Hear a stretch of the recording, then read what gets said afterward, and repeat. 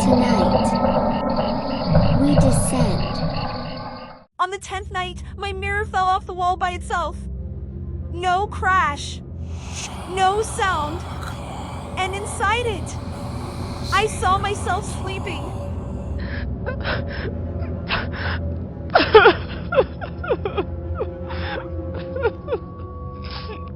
They told us it would be simple. 10 nights in a private sleep clinic. Full meals provided. No contact with the outside world. We'd each be compensated $3,000 for our time, more if we completed every night without incident. That last bit felt like a formality at the time. The ad was clean. Modern blue text over a matte black background. Help advance sleep science, it said. Volunteers wanted for observational study. There was no mention of sedation or what exactly they were studying. Just a phone number, a sterile website, a promise of easy money. I applied out of desperation. My rent was past due. My job had dried up. A week of lying in bed sounded like a vacation. The facility was buried in the mountains, somewhere remote, a place you didn't stumble across. A silver shuttle picked us up at a meeting point outside the city, and by the time we reached the compound, night had already swallowed the sky. The building itself was matte white, clinical, with no signage. Windows. Inside, everything gleamed. Polished floors. Seamless walls. Diffused lighting that never cast shadows. There was something off about how quiet it was. Not peaceful. Vacuumed. Like the silence had been designed. We were given identical rooms. 8 feet by 10. One bed. One nightstand. A bolted-down desk with a touchscreen panel for surveys. A camera in the corner. A mirrored wall that we all assumed was two-way glass. There was no lock on the inside of the door. Still, it didn't feel threatening at first.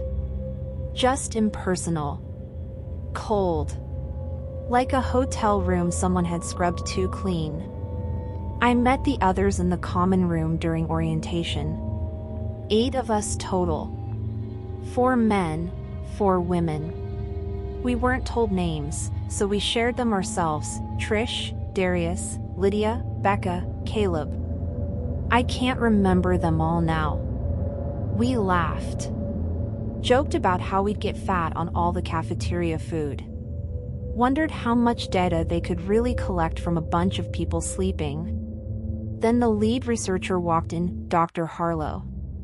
Sharp suit. Sharp smile. The kind of voice that never raises or lowers in pitch. He spoke like a recorded message. Please understand that for the study to remain valid, we ask you not to discuss your dreams or sleeping experiences with each other during the trial. This helps prevent subjective contamination. We will be monitoring your vitals and neurological patterns throughout. If you experience discomfort, use the call button. Staff will respond promptly. There were no waivers. No lengthy disclosures. Just a fingerprint scan and a change of clothes. That night, as I climbed into bed, I remember thinking how sterile everything felt. The blanket was stiff. The pillow barely gave. The lights dimmed automatically, and the hum of the ventilation system was the only sound. It took a while, but eventually, I drifted off. And when I woke up the next morning, I remembered nothing. Not even a dream. The first few mornings were the same. Blank stares. Polite smiles. No one had dreamed. Not even fragments. We joked about it over breakfast trays, eggs always cold, coffee always lukewarm. The staff hovered at the edges of the room like mannequins, watching but never joining in. Anyone else feel like we're in a psych experiment and not a sleep study? There were chuckles, but not many. Something was starting to itch at the back of my brain. Not fear exactly, but awareness. Like walking down a long hallway and realizing it has no end. Just the same lights, same walls, same silence. By night 3, Lydia looked different. Her skin had that washed-out, paper-thin quality. You know the look, like all the color has been drained from beneath. She sat in the common room that morning, holding her cup with both hands like she couldn't feel the heat. I had a dream last night, I think. Everyone turned. Except it wasn't mine. The room went still. Someone dropped their spoon. Darius coughed into his elbow. What do you mean not yours? I don't know. It just didn't feel like me. I was standing in a room I didn't recognize. There was a mirror, and when I looked into it, I saw someone else's face, but they were dreaming of me. Dr. Harlow appeared within minutes. Calm. Measured. He placed a hand gently on Lydia's shoulder, guided her out of the room. We didn't see her the rest of the day. That night, I tried to force a dream. I went to bed thinking of old memories, family vacations, old lovers, faces I hadn't seen in years. I stared at the ceiling until the lights dimmed, then shut my eyes and tried to hold an image in my head as long as I could. But when I woke up, there was nothing. No dream. And I was tired. Deeply, unreasonably tired. Like I hadn't slept at all. My legs ached. My teeth throbbed. My thoughts moved like syrup. Anyone else waking up more exhausted than when you went to bed? We all nodded. The touchscreen panels in our rooms started asking different questions. Do you feel you are still yourself? Have you seen anything unfamiliar in your reflection? Do you believe someone else is watching you dream? It stopped feeling like science and started feeling like a trap. That night, I heard breathing in my room. Just for a second. Too deep. Too close. Not mine. I sat up fast, heart pounding. The room was empty. Still. Silent. The mirror across from my bed didn't reflect the camera light like it usually did. And for a split second, I swear, I saw two shapes in that reflection. Only one of them moved. By the 5th night, no one was pretending anymore. We still sat at breakfast, still sipped at the awful coffee, but there were no more jokes. Trish wore sunglasses now. Darius mumbled to himself constantly. Becca's hand shook whenever she lifted her spoon. No one mentioned Lydia. The staff never addressed her absence. Her bed was made, her room reset. Erased, like she'd never been there. The mirror in my room started to feel wrong. I didn't like looking at it. Not because of what I saw, but because of what I thought I might see. I began brushing my teeth without facing it. Dressing in the dark. Anything to avoid eye contact with the thing that stared back. On night 6, I dreamt. But I wasn't in it. I was watching. From the corner of a dark room. Watching myself sleep. The figure on the bed looked like me, moved like me, but it wasn't me. It didn't breathe. Its chest never rose. It just lay there, eyes half open, lips curled into a slack smile. When I woke, I was gasping. Drenched. My sheets were tangled, soaked with sweat. I hit the call button. Please remain calm. These hallucinations are a known side effect of prolonged sensory isolation. A sleep technician will visit you shortly. No one ever came. Later that day, Caleb snapped. He slammed his tray onto the table, nearly spilling Becca's drink. He pointed at the mirrored wall. There's something on the other side. I saw it. Not a person. Something else. It was looking at me. You mean one of the staff? No! No, it didn't move right. Like it didn't know how arms are supposed to bend. That night, his room was locked. Lights off. He didn't come to breakfast the next morning. The number of participants had dropped from 8 to 5. And no one talked about it. The walls began to creak at night. Not like buildings settling. No, these sounds had rhythm. Breathing patterns. Long, slow inhales. Shuddering exhales. Becca started sleeping in the hallway, just outside her room, claiming it was closer to the light. She kept her back to the door. Her eyes never left the mirrored wall. It wants to get in. I don't know what it is, but it's using us. Learning from us. I didn't ask what she meant. The mirror in my room had begun to show a delay. I waved my hand once, and my reflection followed a second too late. I didn't sleep that night. Not out of choice. I simply couldn't. Every time I closed my eyes, I felt weight on my chest. Cold air in my throat. A whisper, too low to make out. And then I began to wonder if I was already dreaming, or if I'd stopped waking up entirely. Night 7 was the night the lights went out. We were all in our rooms, pretending to sleep. That's all we did by that point, lie down, wait, drift somewhere just below consciousness, and try not to dream. We didn't want to know what waited in the dark. I had my blanket wrapped around me like armor. The room was cold. Not air conditioning cold, deep cold. The kind that seeps into bone. I watched the little red light on the camera in the corner and tried to count seconds. Tried to convince myself the mirror wasn't shifting. Then the hum of the ventilation system cut off. So did the lights. Total silence. Total dark. I sat up immediately.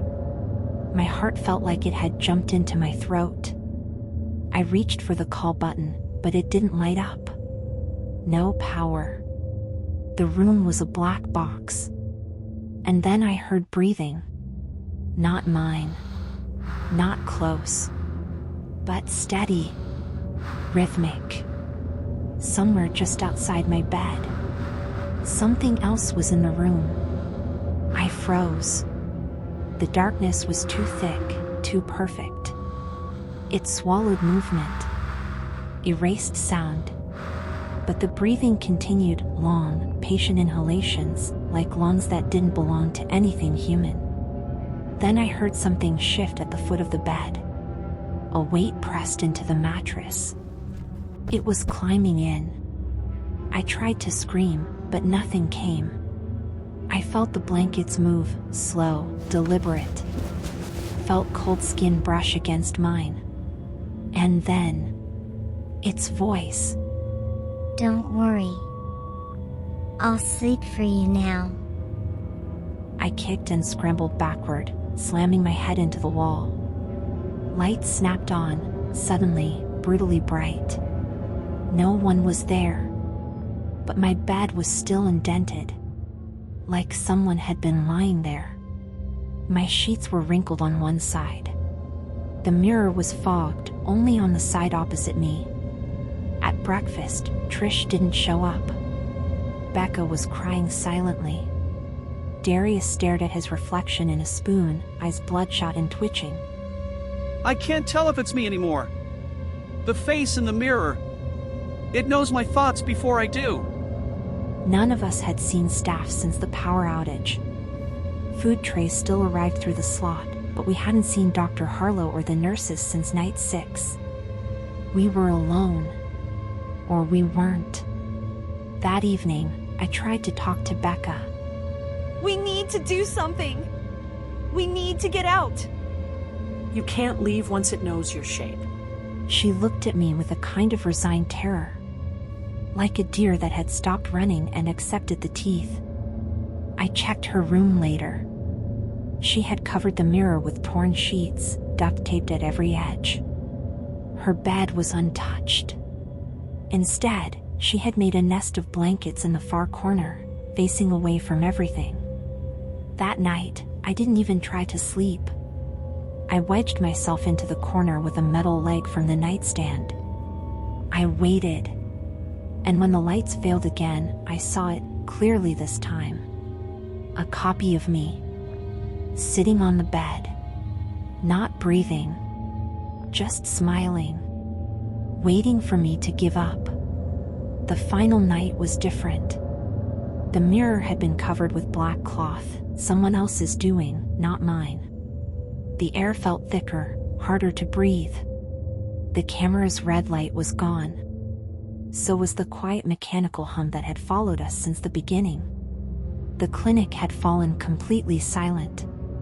Not abandoned. Something worse. Something waiting. I hadn't seen Darius since the last meal. His door was cracked open earlier that day, and I caught a glimpse of him sitting motionless on his bed, hands in his lap, eyes fixed on the wall. Like he'd stopped being a person. There were only 3 of us left. Maybe 2. No staff. No explanations. The survey panel in my room was frozen, stuck on one question. Do you believe you have already been replaced? I didn't answer. The lights dimmed and stayed dim. I paced the room for hours, unable to sit. Sleep wasn't an option anymore. Every time my body began to drift, something in the air would pull me back. A shift. A pressure. Just after midnight, the mirror fell off the wall. No crash. No sound. It simply tipped forward as though it had never been attached. Landed flat on the floor, perfectly intact. And there, inside the reflection, I saw myself sleeping peacefully on the bed. But I wasn't on the bed. I was standing, shaking, staring at the image. Then the reflection opened its eyes. They were mine, but vacant. Shimmering white. No iris. No pupils. Like frost over glass. You're tired.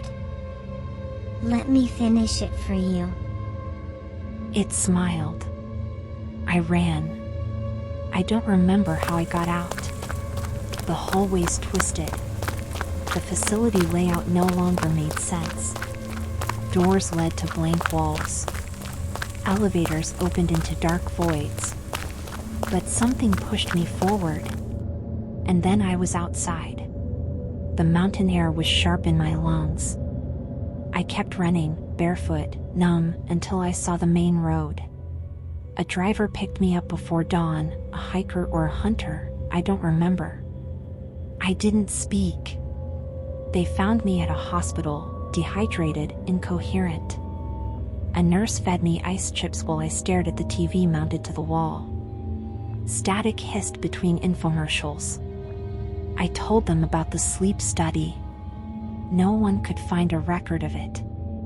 The company didn't exist. The facility location matched no known buildings. The contact number was disconnected. I was listed as missing for 3 days. No one believed me. They told me it was a breakdown. A fugue state brought on by stress. Hallucinations. I almost believed it myself, until the dream started again. Not mine. Always from the outside, watching myself sleep. The reflection smiles now in every surface. It follows me. Waits. Some nights, I wake up in the wrong place. A couch I don't remember. A room with furniture I never owned. Once, in someone else's apartment. I don't know how much longer I can hold on. Something wants in. It already has my shape. My thoughts. One of these nights, I won't wake up. But something else will. And it will wear my face.